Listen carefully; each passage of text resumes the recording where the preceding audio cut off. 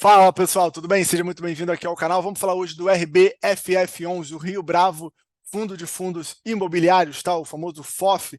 Se você ainda não sabe o que significa isso, rapidamente é um fundo imobiliário que investe em cotas de outros fundos imobiliários, né? Como se ele tivesse uma carteira específica que busca, né, retorno através do investimento em outros fundos, né? Que pode ser uma opção interessante para você diversificar a sua carteira, tá? Então vamos para algumas informações um pouco mais burocráticas inicialmente. Taxa de administração e gestão 0,78, tá? Sobre o valor de mercado. Aqui duas observações. A primeira ela é uma taxa em geral abaixo da média, o que é positivo. A outra coisa que eu considero positivo também é que a taxa de gestão e administração é sobre o valor de mercado e não o valor patrimonial, tá? Que provoca ali um alinhamento, né, de interesse do gestor bastante relevante, tá? Sendo o mínimo ali 35 mil reajustado pelo IGPM. Taxa de performance 20% sobre o QCD ao IFIX, né? Como vários outros da mesma categoria. O fundo está com patrimônio líquido ali de pouco mais de 253 milhões de reais, tá? E número de cotistas 20.420, né? Não é um fundo tão grande assim, né? Dado que ele começou também lá em 2013, já é um fundo antigo, né? Por assim dizer. Então aqui a gente tem, né, aquele belo overview que já dá várias informações relevantes para a gente, né? O patrimônio líquido a gente já falou, o fundo está investido em 39 outros fundos imobiliários, tá? Teve um dividend yield anualizado ali de 10,25%. A gente já vai ver quanto foi esse pagamento por cota, né?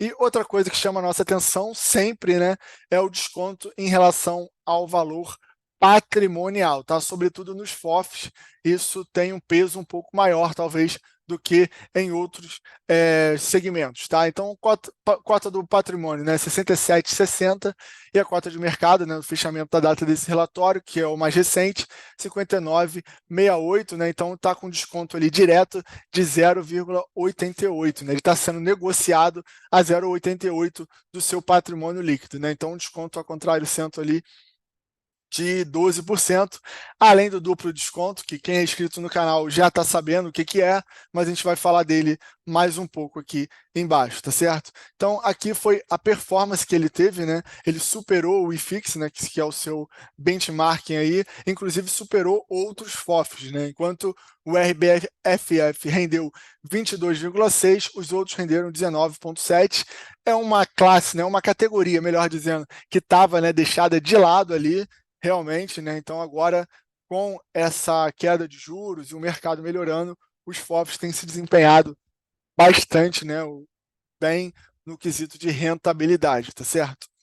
Então a gente vai falar com mais detalhe. Antes, vamos ver rapidamente, né, o spread, né, de dividend yield dos fundos imobiliários de tijolo sobre uma NTNB 2035. Então, né, ainda está relativamente atrativo, tá? O mercado em geral, não estou falando aqui só, né, desse FOF que a gente tá falando, da Rio Bravo, mas está com um desvio padrão ali, quase um, né, desvio padrão sobre a sua média, né, de spread sobre a NTNB, né? Em tese, esse yield ele tem que ser maior do que o que a NTNB 2035 paga, porque a NTNB é mais seguro do que os fundos imobiliários, né? Se for para pagar a mesma coisa, a gente não investe em fundos imobiliários, investe logo no título do Tesouro, tá certo? Então tá aqui, o fundo pagou 51 centavos por cota, né? O que a gente já viu dá um dividend yield anualizado de 10,25%.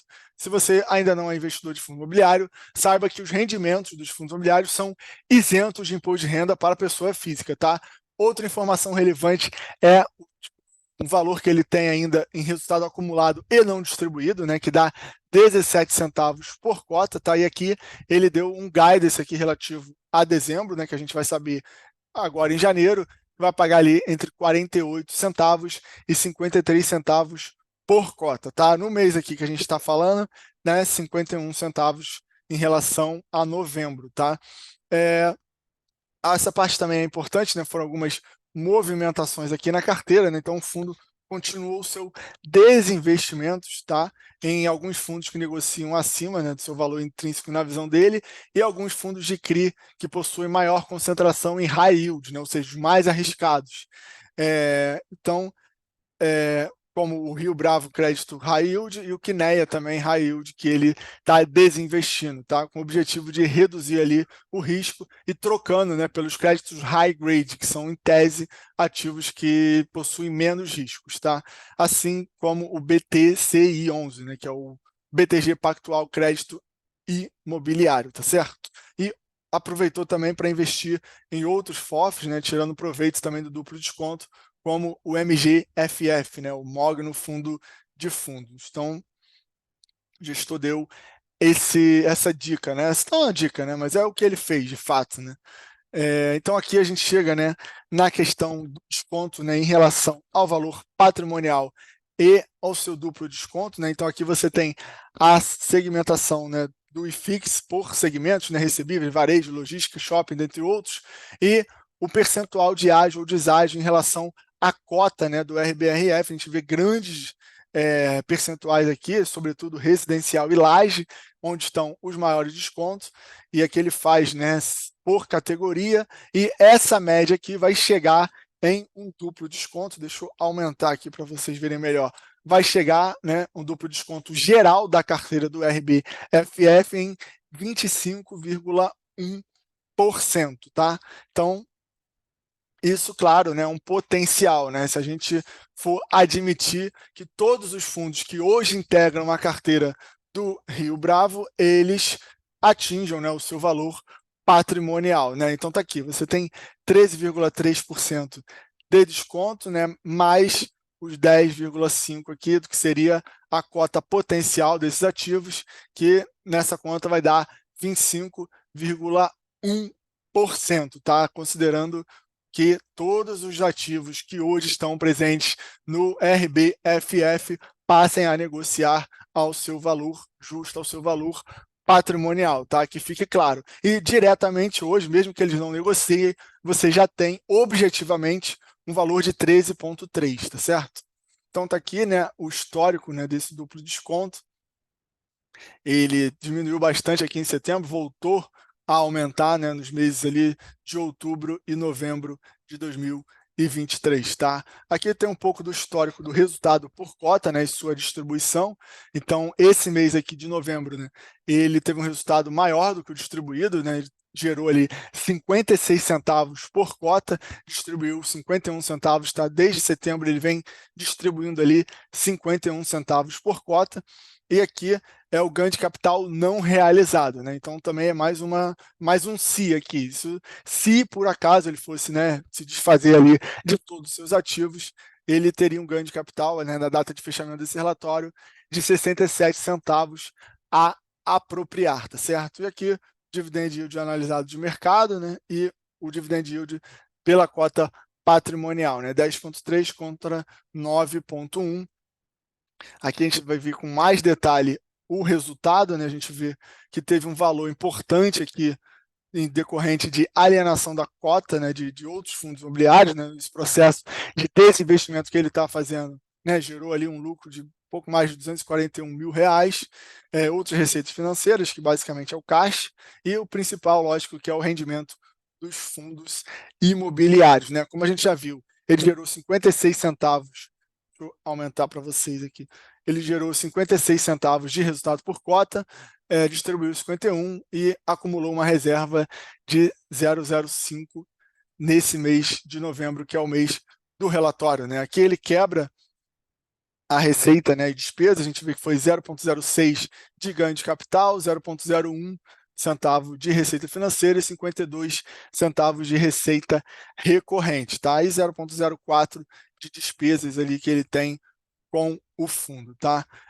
Aqui, já chegando na parte da carteira do fundo, né, ele coloca aqui a atribuição da performance por segmento. A gente vê que, em geral, só quem teve desempenho abaixo ali foi varejo, logística industrial, residencial também caiu levemente, e aqui a alocação por setor, né, vamos chegar aqui um pouco mais para o lado. Então ele tem uma posição bastante diversificada, né, peso grande ainda em logística industrial, recebíveis e varejo, né, e shopping, são as principais posições. E chama atenção também o peso que ele tem em próprio FOF, né, em outros fundos da mesma categoria, né, o que acrescenta ele uma diversificação bastante alta e além, né, dele indicar que ele está enxergando, né, na própria classe uma oportunidade, tá certo? Então, em termos de carteira, né, 97,6 está alocado no seu core business, apenas 4,2, né, que seria o caixa ali que ele coloca como renda fixa, né? Aqui está mais ou menos a divisão que a gente já viu em termos percentuais aqui nesse gráfico, né, que está mais intuitivo para a gente ver. E aqui a gente chega, né, talvez na melhor parte do relatório de um FOF, que é você poder olhar a carteira do gestor, ver se você está pensando como ele, se você gosta dessa carteira, se essa carteira faz sentido para você, né? Então tá aqui a carteira dele, tá? As maiores posições ali, né, são o RCB 11 e o BTLG com 7,4% e 7%. Outra posição também bastante relevante, o LASK 11 e o RBVA com 5,9%. Tá? Ele, assim como outros FOFs, né, se você ainda não viu o fundo que eu gravei aqui sobre outros FOFs, você se inscreve no canal e dê uma olhada. Isso é uma constante ainda nos fundos imobiliários, né, nos FOFs, que são ter outros fundos imobiliários da própria casa, né, da própria gestora. Então aqui, ó, esses que eu marquei em azul escuro aqui são todos da própria casa, né, e são posições também altas, 4,7, 5,9, né, 7%. 1,1% aqui, ele até comenta, né, que ele tem um limite que a gente já vai ver, e 4,2 também, que é a posição de caixa ali de renda fixa, né, esse grande bloco aqui, e você deixa aí, né, nos comentários se você tem algum desses fundos imobiliários aqui, né, o BTLG, o XPML, o VISC11, VILG, XPLG, BRCR11, enfim. Então aqui todos, eu marquei alguns que eu tenho aqui, por exemplo, na minha carteira pessoal, eu tenho o BTLG com uma posição grande, tenho o BRCR com uma posição pequena, o BRCO era a minha maior posição, eu recentemente, já há um tempo, venho desinvestindo aos poucos, tenho o XPCI, tenho o JSRE também, uma posição grande que está dando um prejuízo, mas enfim, então tá aí, você deixa nos comentários se você tem ou se você não tem, se gosta ou não gosta, tá certo? Então, rapidamente aqui para fechar aquela questão, né, do fundos investir em ativos da sua própria carteira, né, ele possui um limite máximo ali de 30%, né, como limite de alocação dos fundos que são administrados ou geridos pela própria Rio Bravo, atualmente está em 23,4%, tá? O que é, né, dentro do que a indústria pratica, algo relativamente aceitável. Tá? Eu gravei um vídeo do HFOF também, que toca bastante nesse ponto. Vou deixar até nos comentários aqui, vou deixar o link aqui na descrição, para você não precisar perder tempo procurando, que eu toco bastante nessa questão ali dos FOFs, né, terem ativos que são da própria gestora ou administradora. Né? E aqui ele faz a divisão também por administradora, por gestora. Inclusive, a maior posição dele está concentrada na própria gestão, né, que é a Rio Bravo 23,4%. Isso causa, assim, um pouco de incômodo, mas, por enquanto, faz parte do show, faz parte da indústria de fundos imobiliários. Tá? Espero que vocês tenham gostado. Grande abraço. Fui.